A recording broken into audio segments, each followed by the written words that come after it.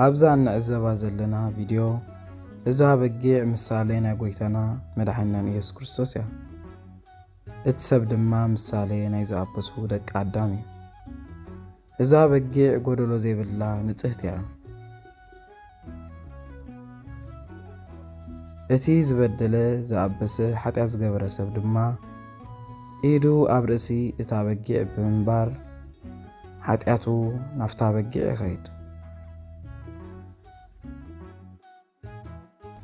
ንጽህና ናይታ በጊዕ ድማ ናብቲ ሰብ ይሓልፍ ማለት እቲ ሰብ ንጹህ ይኸውን። እዚ ማለት ኩሉ ኣበሳናን በደልናን ሓጢኣትናን ኣብ ዝባን ኢየሱስ ወደቐ፣ ጽድቁ ድማ ከም ጽድቅና ተቖጸረልና።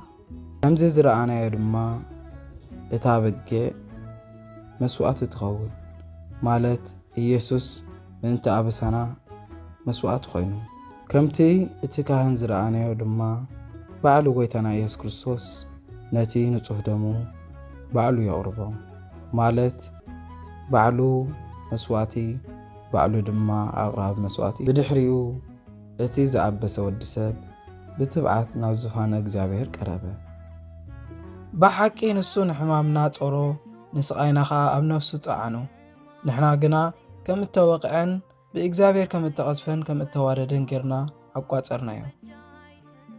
ንሱ ግና ብሰሪ ገበንና ቆሰለ፣ ብሰሪ ኣበሳና ድማ ተኸትከተ። ንሕና ሰላም ምእንቲ ክንረክብ መቕጻዕቲ ናብኡ ወረደ፣ ንሕና እውን ብስምብራቱ ሓዊና።